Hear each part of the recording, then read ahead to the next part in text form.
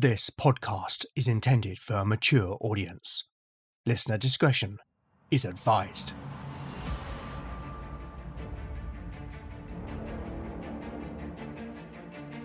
Welcome back to Legend of the Bones.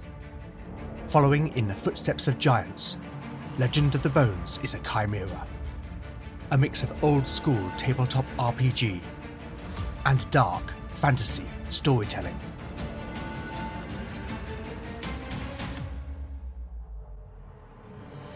As its name might suggest, in Legend of the Bones the dice rule.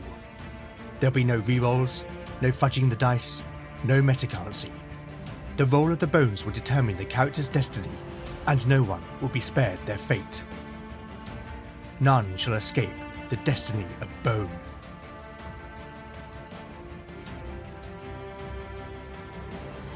Last time on Legend of the Bones. In the aftermath of the storm and their encounter with the Kraken, Knut and the crew of the Uverdracker continued on their journey to Llanrhys in the search for his uncle and Beric's father, Einar. With the loss of several crew, Knut had a crisis of doubt and determined to test the loyalty of his men. Bringing the crew together, he offered that if any wished to be released from their oaths, that he would grant it without enmity. When none said a word, Raven spoke for the crew, restating their allegiance to their lord. The next day, the Uverdracker made landfall, reaching the rugged coastline of Llanrhys, and as they steered southward, another Skarne ship rounded a promontory ahead. In a flashback, we heard about the first time Knut had come to Llanrhys, a raiding mission with his father and Einar, which resulted in a battle in which the Skarne defeated a local warlord and his elite warriors, the Brittany, woad-painted men who fought naked. Back in the present, Knut identified the other vessel as the Vindnadra, a ship belonging to Einar, and upon meeting, a warm reunion was passed between the two men. Einar expressed surprise at Knut's presence in Llanrhys, and shock when Knut had revealed that he had come seeking Einar, with news that his uncle had a son. But now, we shall go back 3 days and return to the main companions in the aftermath of their battle with the Hellworm Nithagir, where Lena has been left grievously wounded and close to death, and the rift remains open.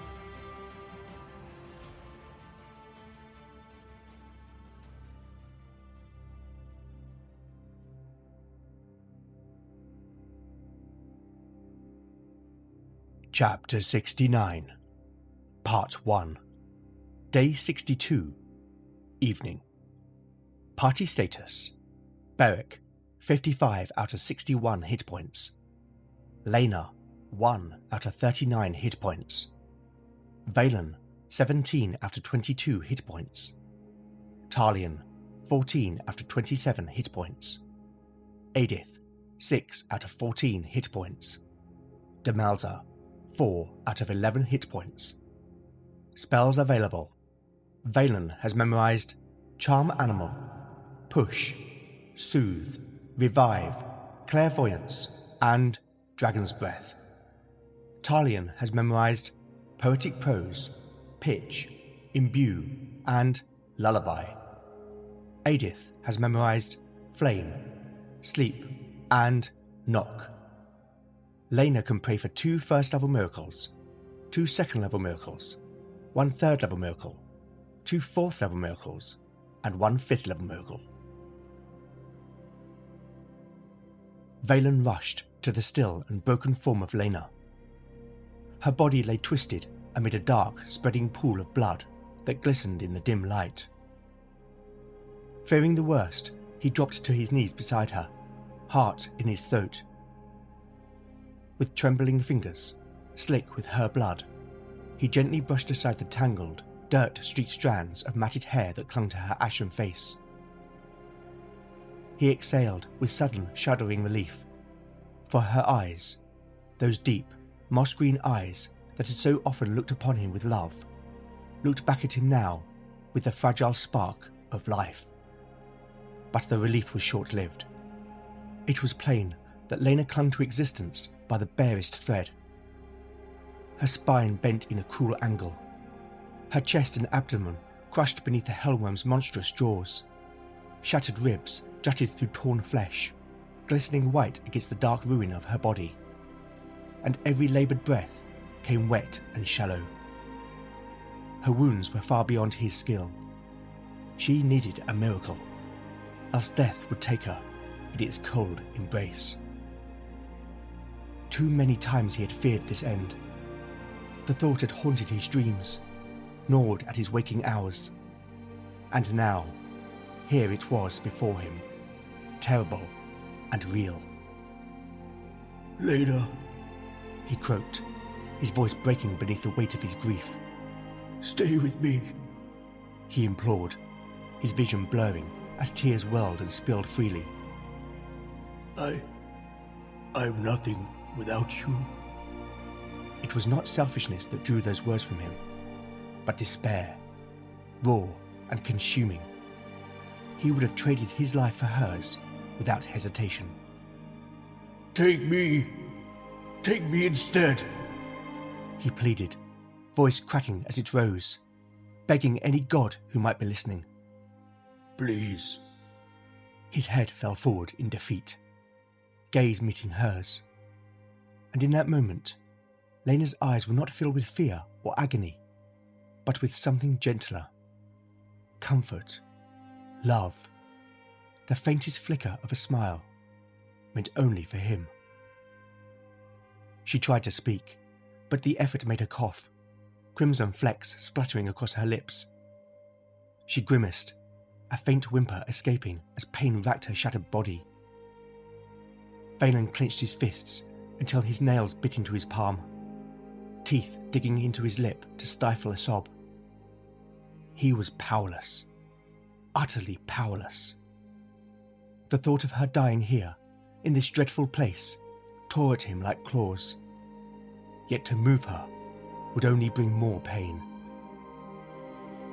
Then, hope.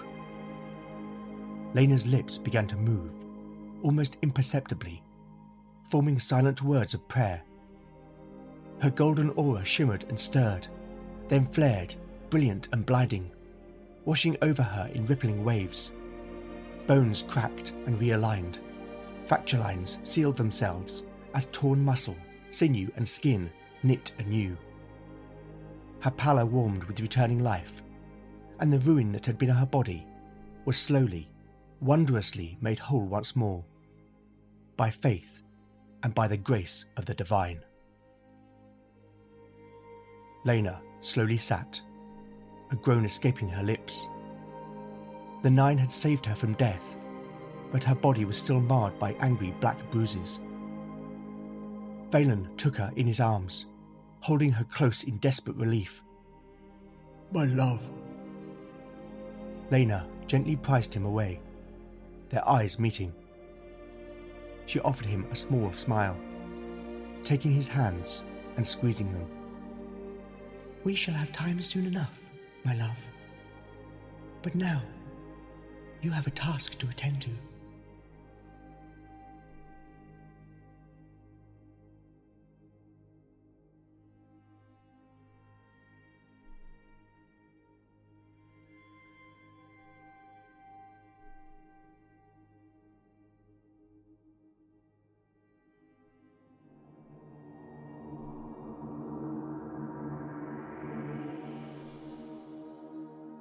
Before the start of this episode, I rolled for Lena to pray twice for the miracle of cure serious wounds. The result being that the cleric was healed for a total of 18 hit points, bringing her back from the edge of death, though she remains wounded. Lena has certainly had it tough of late. If she had not leveled up just before the battle with Nithagir, then she would have been killed. For now though, the dice have decided it is not her time, and she will live to see another day. But back to the matter at hand, because Valen and Demelza need to complete the ritual to close the rift, and in the process, destroy the Eye of Krevik. Now, the pair's plan is for Valen to read the incantation on the scroll, and at the end, for Demelza to take her own life. At the moment of her death, Valen will cast the spell Push, throwing the old mage's body, along with the Eye of Krevik, into the rift. Their hope is that Demelza's soul will escape to the other world, just as her body is consumed. But here is the rub. In cheating hell of Demelza's soul, there is a risk that the ritual may fail. I am going to ask the Oracle, but I will apply a +1 to the roll, making a yes more likely. The question is, will the ritual fail if Demelza's soul escapes? A modified 2. That's a straight no. Well, that is good news, but I still need to establish whether Valen can successfully invoke the ritual using the scroll, and immediately after cast the spell Push. Each will require a successful intelligence test. Time for the first roll to invoke the ritual. Valen will need a 17 or less to succeed. A 13. Now for his casting roll for Push. Given the complexity of casting so quickly after invoking the scroll, I'm going to apply a -2, meaning that Valen will need to roll a 15 or less. Okay then.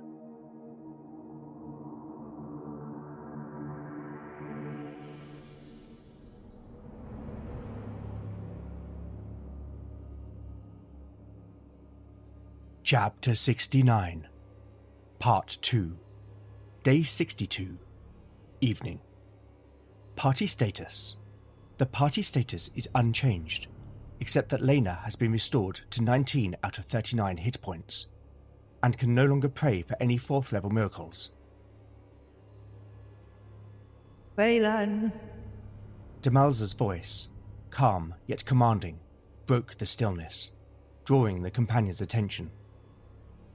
The old mage stood once more before the rift, her small frame starkly silhouetted against the seething void of flickering hellfire.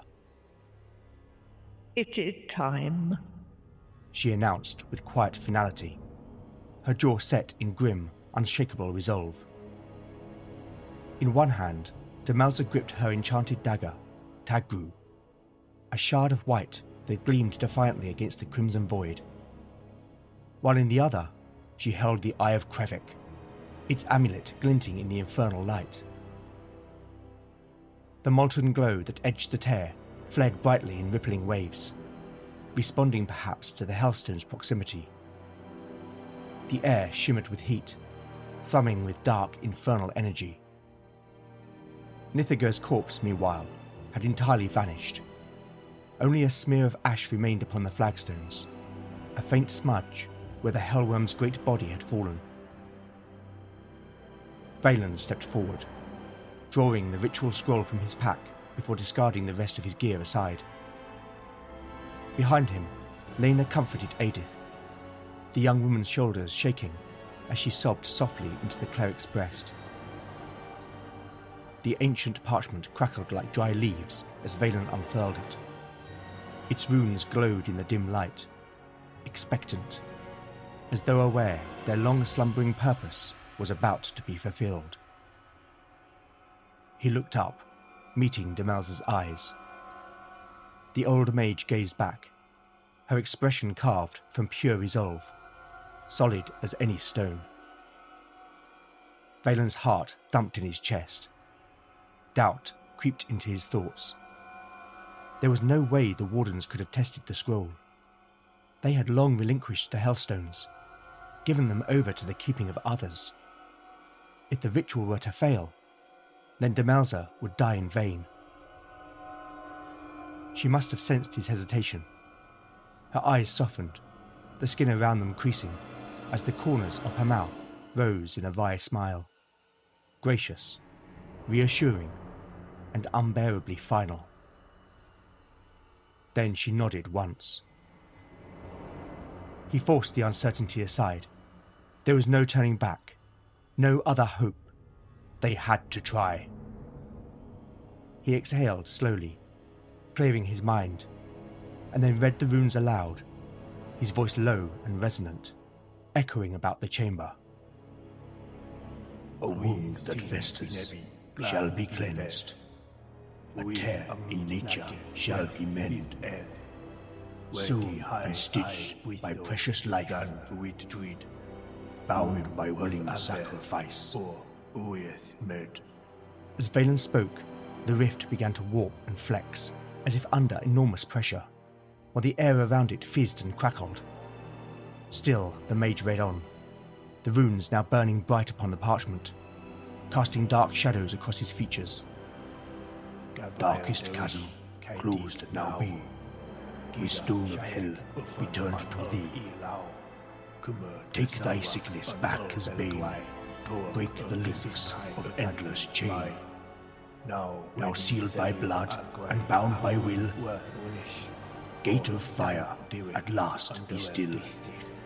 Let silence fall where chaos reigned, and pure be now what once was stained. As the final word was spoken, the runes flared brighter still, consuming the scroll, immolating it in arcane fire. The parchment curled and blackened, falling to ash between Valen's fingers. He released it, lifting his gaze to Demelza. She raised Tagru with steady hands, resting its cold, gleaming tip against her breast, never once breaking eye contact with him. No! Eadith cried out in despair, but it was to no avail. Demelza drove the dagger into her own heart. The breath punched from her body in a sharp gasp. Her eyes widened, blood spilling from the wound, a dark stain blossoming on her tunic. The old woman's eyes rolled back in their sockets. Her mouth opened, but no sound escaped. Then her knees buckled, her frail form toppling forward, the eye of Krevik beginning to slip from her grasp. Be that he for the Bethary. An unseen force surged from Valen's outstretched hand. It slammed into Demelza's limp body as she fell, catching her and the Hellstone, and hurling them together into the waiting void. A blinding flash of white light erupted from the rift, shaking the chamber like an earthquake. The tear contorted and writhed violently as it resisted the pull. Then it collapsed inward, folding upon itself and dragging air, dust, and loose stones with it. Then it was gone.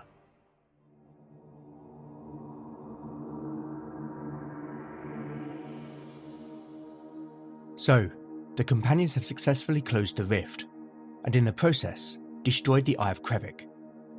This will be a blow to Reynard of Harburg's plans. Long has he sought all five, but while the full collective power of the Hellstones will no longer be a possibility, he does possess three, and that could still prove decisive. It is also worth noting that Penmelkin is not the only place where a rift exists, though whether the companions encounter another during this tale will remain to be seen.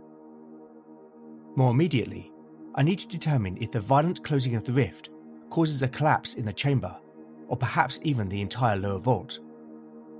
I'm going to ask the Oracle, does the immediate chamber collapse? A 1. That's a definitive no and. Okay, so no mad dash to escape. But with the rift now sealed, is there any residue taint? Have all traces of corruption been destroyed? A 4. That's a yes but. I wonder what that but could mean. Time to roll on the mythic event meaning chart. Rolling percentile dice for the action. 56. Usurp. Now for the subject. 86. Hope. Usurp hope. Okay, that gives me an idea. But before we get back to the narrative, I'm going to roll for Lena to heal Eadith by praying for the miracle of Cure Light Wounds. The cleric needs to roll a 16 or less for her prayer to be answered. And that's 1! That is another great blessing. The 9 really are favouring our cleric. Let's roll on my great blessing table to see what boon the gods grant her. A 2. Okay, with that result, the cleric's soul is flooded with divine inspiration, and the gods will respond to a prayer for an additional miracle of the same level that day. Well, with all the party injured, that will be very useful. Okay, so Eadith is healed for 6 hit points. Well, since the gods are listening, I'll have Lena pray to heal Tarnian, who is next worst injured. Another nat 1! This is unprecedented. Let's see what blessing Lena receives. Another 2. Talion is healed for 5 hit points. With those boons, Lena still has 2 first-level miracles available, so I am going to keep going, this time to heal Valen. A 6. Valen is healed for 5 hit points. Finally, ever selfless, Lena will pray to heal Talion again. A 19. Talion is healed for a further 4 hit points. So the gods have rewarded the companions with healing. I've said it before, and I'll say it again. The dice really do have a story they want to tell.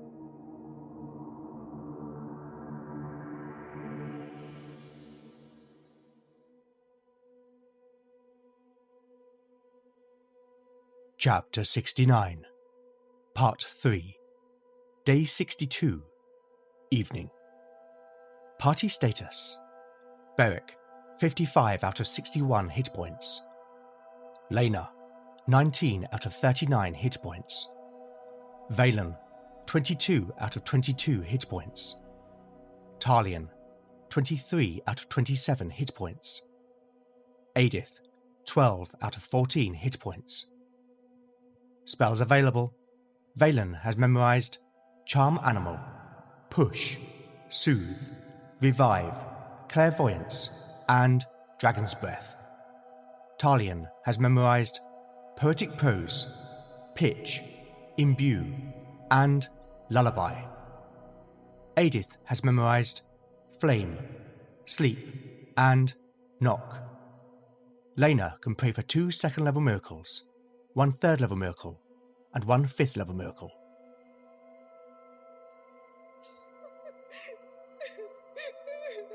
Emptiness fell upon the vast chamber. What had moments before been a place of evil and chaos now settled into an enduring, almost aching stillness. Only Eadith's quiet, muffled sobs broke the silence. Her grief at the loss of Demelza, raw and unyielding. A trembling sound, swallowed by the cavernous dark.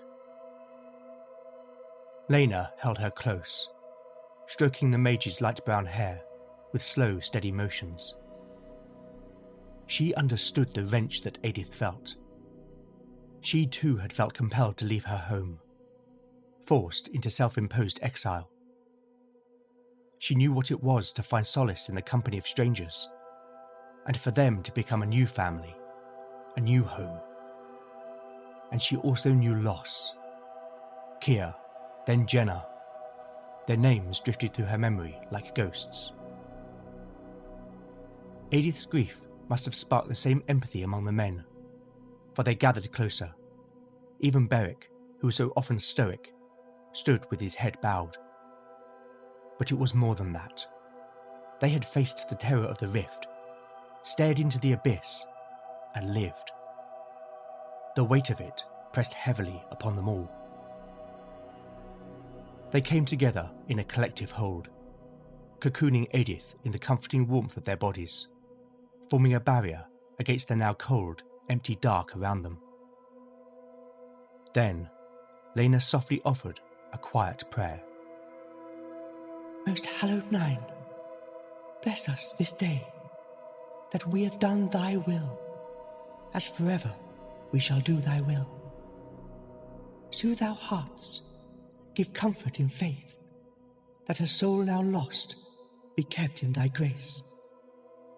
Give us strength to vanquish thy foes, deliver us from evil and the pain of sorrow. So let it be, now and for eternity. Her golden aura flared once more, enveloping the companions and bathing them in holy light. Seared skin, cuts and abrasions were soothed in a sweeping coolness, which both healed and invigorated like a cool mountain stream. Then the light faded, and with it the presence of the divine, until once again they were alone in the dark. There is no more for us here, Lena said finally. It is time to leave this place. They broke to gather their things. and as Eadith turned, she noticed the gleam of something white, resting on the ground, beneath where the rift had torn reality. She moved towards it. She knew what it was, sensing its arcane power. There, resting on the flagstones, its white blade stained with blood, was Tagru, Demelza's enchanted dagger. Eadith picked it up from the floor, its walrus ivory handle cold in her hand, a chill that seeped straight into her bones. It is yours now. Valen's low voice over her shoulder startled her. She turned to face the other mage. He held Demelza's satchel, its leather darkened with age. As are the contents of this, he said, offering the bag. Eadith would not look him in the eye. She took hold of the satchel, but Valen held onto it, forcing her to meet his gaze. She looked up, her eyes hard and challenging. Why? She demanded. Why did you not tell me? Her voice was angry, bitter, edged with heartbreak. When did you make your plan? Valen's expression softened, shadows of regret crossing his features. Demelza spoke to me with her thoughts, he explained. She made me swear to keep it from you. She knew that you would try to prevent her. I would have! Eadith retorted defiantly. It was you. You persuaded her. Her blood is on your hands. Her words were venom, sharpened by grief. She yanked the satchel free from Valen's grasp, turning her back on him. Blame me if you wish. His voice was low and sorrowful. But you should know that Demelza was determined to close the rift. She would have thrown herself into the abyss with the Eye of Krevik regardless. Valen knew this truth would sting. But with my help, there was a chance, albeit slim, that we could save her soul. Eadith turned and shot him a cold glance, her jaw clenched. You cannot know that! No, I cannot. And I will have to carry that burden. But what else would you had I do? Eadith's eyes bore into him, scrutinizing. Then, her eyes softened. The tension that she carried in her muscles fell away, along with her objection, like a rope finally loosened. Nothing, she muttered, her cheeks flushed, reddening with shame. Over here! Beric's voice split the air, cutting through the heavy quiet. The big warrior had ventured further into the chamber. He carried a torch, since Valen had the moonstone, and its yellow-orange flame cast flickering shadows across the pillars and walls. The others hurried to catch up, moving some 90 feet down the length of the pillared hall to where Beric stood. There, inset in the wall, was an archway and stairs leading up.